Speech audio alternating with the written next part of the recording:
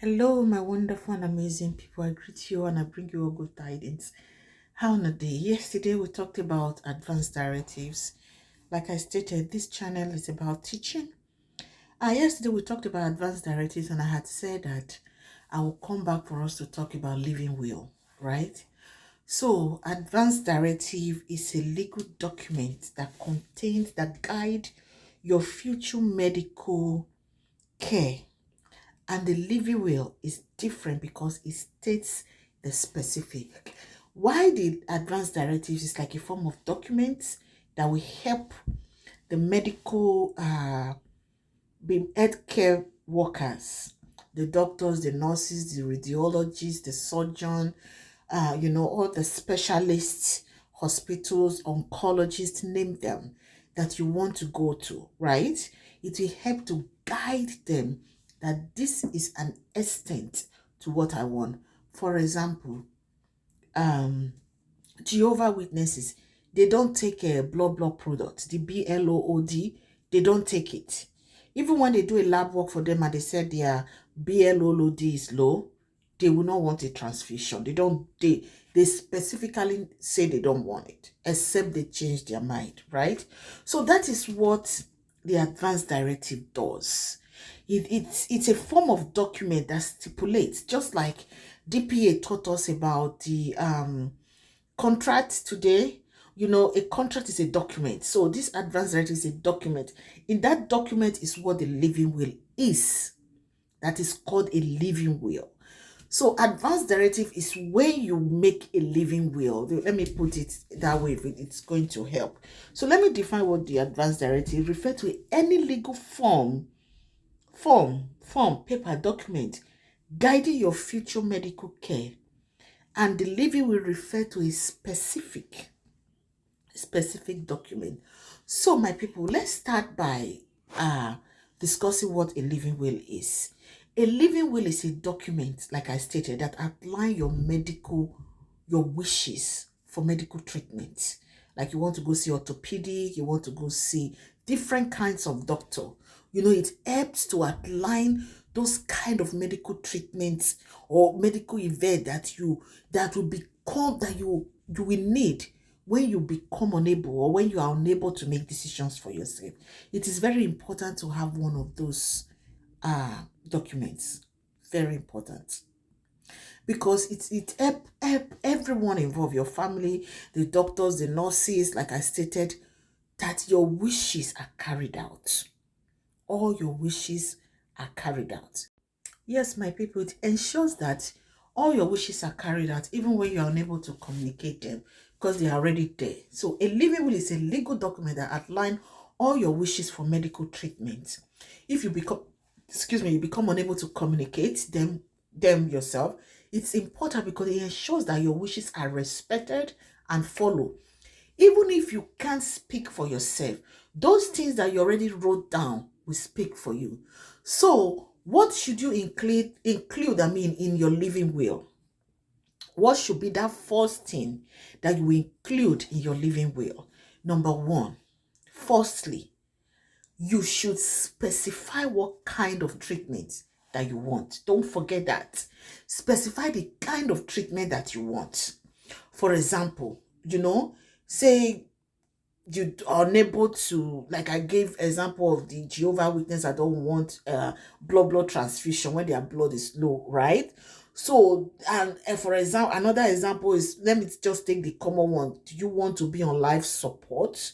Do you want them to hook you to a machine that will help you to breathe when you cannot breathe, like a ventilator? Do you want to be on a tube feeding, a feeding machine that they will connect either into your belly, through your nose? Let me just explain it in the way everybody will understand.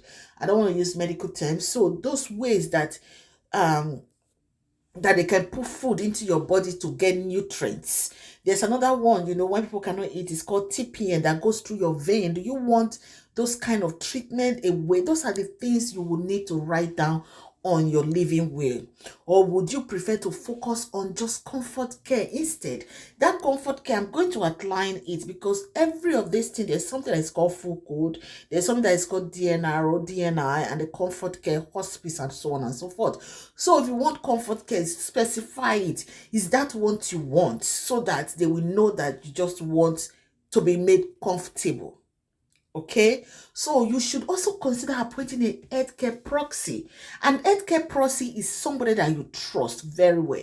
An healthcare proxy or power of attorney, I talked about power of attorney yesterday, is somebody that you appoint, that is appointed by the state. When I mean the state, the courthouse appoint that person if your family, I mean, is discombobulated. There's nobody that is serious over there that can, specifically take care of you. So you get a proxy or power of attorney. The state, the courthouse, we appoint that person for. I made a very simple example yesterday when I talked about Mr. Ibu, that if Mr. Ibu had appointed, if he had a living will, everything that happened to him wouldn't have happened. Let's just assume, so the healthcare proxy or attorney or power of attorney is someone, this is someone who makes, make medical decision for you. You understand the way I explain them, right?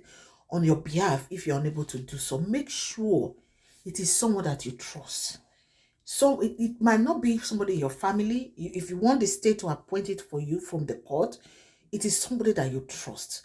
Someone who understand your wishes, who will not go and change and say, this one, so it could be because of the money involved, because they want to, take from you. They feel that, oh, this person don't need this kind of treatment anymore. I better just do small treatment for the person so that whatever is left will enter my pocket. Make sure you get somebody that you trust very well. Someone that you trust and who understand your wishes and respect your wishes. And that person will keep to those wishes that you have outlined to him or her. That is another. So it is important to keep your living will up to date and make it easily accessible to everyone. Everybody in your family and whoever your healthcare proxy is. Make sure that that person have access to your healthcare proxy. That's the living will, the advanced directive, and all that. Make sure your loved ones, your wife, your spouse, your husband, whoever you are making, or people that say this is what my healthcare living will is, or this is what my advanced directive is. It is very important. Making those things doesn't mean you are going to buy, so you go join God very soon. No. You can make those living will and you still live up to 100. You can make those living will, if God say you live 500 years, you will live up to 500 years. So make them easily accessible to everyone, and as to your loved ones that I said that knows, let them know where it is, so that it will reflect you every of the needs that you need for your treatment. Having a living will may seem, like I said earlier, but it's truly one of the best way to ensure that your wishes are respected and followed. I can't stop to emphasize on that. Wishes are kept, respected, and followed. So take time to create one and give yourself and your loved ones peace of mind. Give them peace of mind. Now, the key points that you need to know, keep in mind when creating one living will. First, you want to think about what kind of medical treatment you want or not. What is in that, be setting in certain situation. For example, would you want to, be kept on the life support I stated? Do you want to take chemo if you are 99 years old? Do you want to be, yes, be specific. So that when that person makes your decisions and you write down, they will not go and change it, because a living will, they can say, okay, this is what the person wants, we cannot change it, right? And they will say, okay, you are assigned as the proxy, do you want to make changes? Make sure that person will not make changes. That person is the person that will follow exactly what you have written down. I don't want tube feeding. I don't want to be placed on ventilator, which is life support, and so on and so forth. So, my people, make sure you trust the person, and the person will follow all your wishes to the end. Okay, so you should also consider appointing maybe family member that that you trust. If not, my people, the world is civilized now. I've always said that. Go to the courthouse, whether you're in America, you're in Nigeria, go to the courthouse and say, this is what I want. They will put it in writing. That person will see an affidavit. If then you make sure, they will make sure that that person will carry that thing to the latter, to the end. So please, I just feel that these are the things that this video is getting too long. I'm going to cut it short from here, and we will continue again with what hospice care is, what comfort care is, what a DNR or DNI is, what DNI, what those things are.